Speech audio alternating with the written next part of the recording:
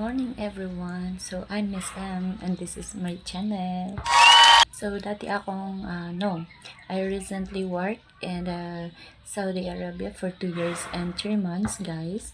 And may re-entry ako doon by February 7 na.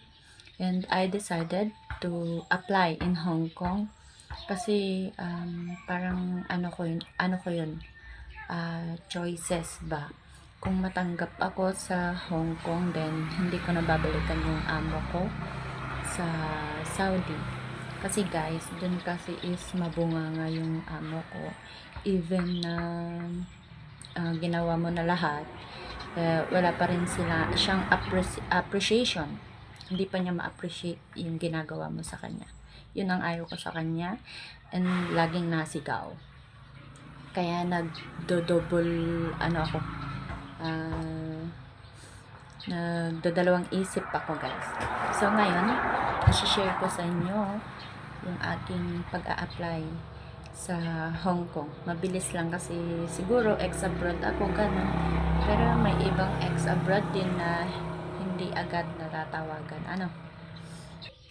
So guys, hindi pala yung unang choices ko na applyan is Hong Kong.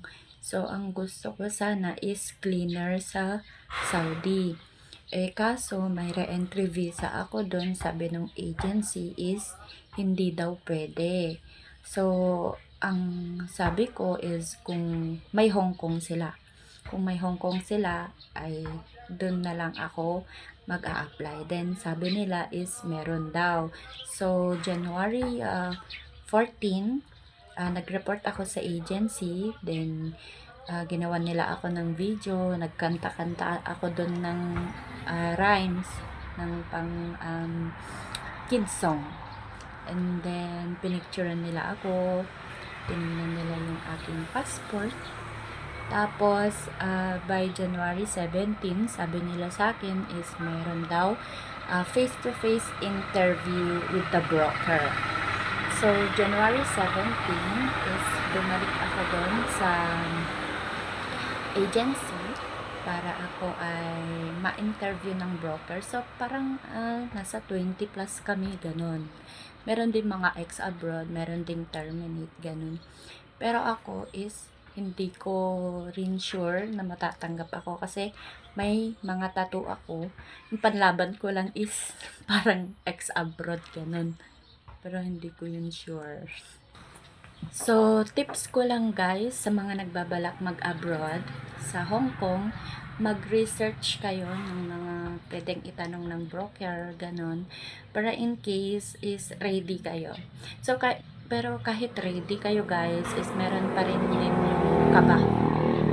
Ako nga ex-abroad, tapos nung ako ay in-interview is medyo kinakabahan pa ako, ganun. Pero hindi ko pinahalata, syempre. And then, nung natapos na yung interview, January 17, and then after 17, after 3 days guys, is may nag-message sa akin na employer na. Yung ibang mga kasama ko is nauna ang nag-message sa kanila yung broker na meron daw silang interview, ganon. May dalawang, kasi may GC kami. So, may tatlong applicant na message na ng broker. So, ako wala pa that time. That time na wala pa. Tas sabi ko sa sarili ko, kung para sa akin, ganon. And then, nung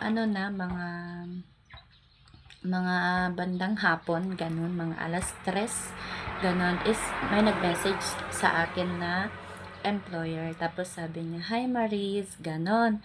Tapos pwede ba kitang ma-interview ng alas 10 daw ng gabi? So nagtaka ako kasi bakit alas 10 ng gabi? So iniisip ko is parang siguro is yun yung free time nila o baka may work silang mag-asawa, ganun. Tapos nag-reply ako na, "Okay ma'am," ganun. And then nung kinagbihan mga 7 p.m. or 8 p.m. ganun, nag-message sa akin yung broker na meron din daw gustong mag-interview sa akin ng mga umaga. umaga or basta mag-message daw sa akin yung employer, ganun. So, ang iniisip ko, ay baka yung yung nag-message sa akin na nauna, baka yun na yun, sabi ko. Pero sabi naman nun is 10 PM. So, baka hindi kako. So, and then now, alas 10 ng gabi, mga 9:59, mga ganun, tumawag na sa akin yung aking employer.